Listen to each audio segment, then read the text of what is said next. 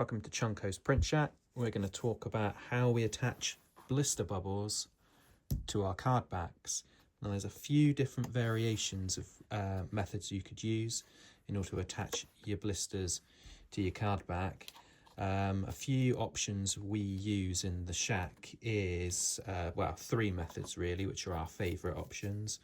One is sticky dots. Now sticky dots you can get from any sort of craft store in the UK, the Range, Hobbycraft, that kind of thing, even pound shops and things like that do them, and they're just these little sort of like blobs of sort of really sticky tacky kind of, well, glue basically. They're very good, don't damage the card back as well, which is also a good thing of them. So you can kind of, they're not permanent, so you don't have to worry too much about it damaging your card back. How we kind of do it is we attach them like this, so you just sort of tear them off, place them on, and then once you get your figure inside, and then sort of press down. Now depending on how heavy your figure might be, you might want to use more dots, so the more dots the better it's going to be.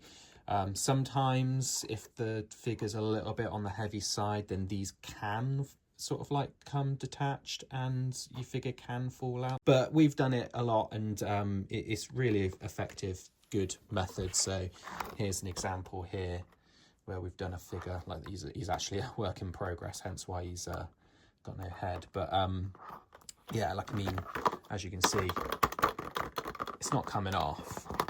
He's not a particularly heavy figure either, and like, but I can, if I want to, I can pull it off gently and get the guy out. So that's one method. Second method is double-sided tape, which I think is probably the best method if you want to go for a more permanent thing. The best stuff I find is this double-sided tape that's got sort of like waxy red backing. It's clear, double-sided, and it's about, I think, 5mm wide, which is also good. Very straightforward on how you do this one. Obviously you would stick it all the way around the edges of your blister, peel the backing off, squash it down. That is basically a permanent solution though. So this is an example where we've used double-sided tape. It's very good. You can barely see it. You can just see a little bit there where it's overlapped. But it's a very good method of doing it, and yeah, he's in there solid. Like, I would have to really pry that off, so he's not coming out without potentially damaging your card back. But yeah, I'd say that's probably the best method. Another method we use as well is a stapler. So I've bastardized this stapler a bit in order to be able to get in, but you would very simply pop your figure in and then just using your stapler sort of staple the guy in, and you can do that sort of all the way around as well, like there, look, staple on the edges as well. An example of that, because I am using these, so I don't really want to attach them. Here's an example of how we do the staples. So here's some pogs we packaged up, and yeah, we just stapled all the way around, because the idea is that someone's going to rip this open anyway, because it's more of a throwaway bit of packaging. But stapling works as well if you want to go down that method. I have seen these things, although I've not really tried it yet, but these things which are like a little double-sided tape mechanism thing, you could in theory use that and run it across. If you want to try that, that's a possibility. A lot of people have asked me about super glue. You could use super glue, but I just think it's incredibly messy. And yeah, like, I mean, to be honest, if you were going down the super glue route, I would just go down the double-sided tape route, to be perfectly honest. It's so much easier to apply, and it's so much cleaner and nicer, and you can kind of position it as well, get it in position, stick it down, and it's instantly stuck. super glue, like, yeah, you could do it.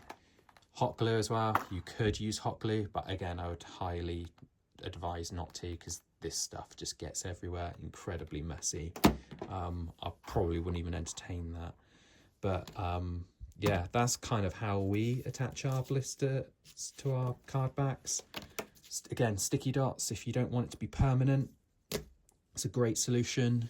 If you do want it to be permanent and your figure not fall out, double-sided tape, get the red back stuff, excellent stuff. And yeah, if you really want it to be sort of like not really bothered if someone's gonna rip it apart, or you're not bothered about a few staples in your sort of cut and your blisters, then stapling works as well. That's another good sort of like cheap, quick option. We make card backs of all different sizes. We don't just do Kenner sizes. We do your WWF, your TMNT kind of sizes and things like that, and all sorts of things that you're looking for in order to package up your vintage or custom figures. So yeah, if you've got any projects that you want to maybe talk to us about, we're always here to help. We've got different sizes of blister bubbles as well, so we've got the larger size. This is what we kind of do on a daily basis in our print shack, is make toy packaging. We also do 3D printing as well, so if you had any kind of like custom figures that you were looking at kind of getting produced, here's an example of one that we've been working on.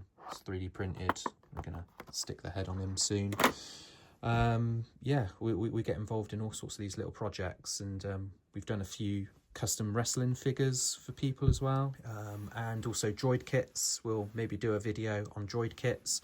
So we also do little custom droids, which you can paint up however you want, put custom decals on them, and you could even different colours and things, and we can even package those up as well if you wanted to package them up on custom card backs. Any kind of projects you kind of got an idea of or thinking of, yeah, we're the guys to talk to. So yeah, hope that's been helpful, and yeah, catch us on our next video.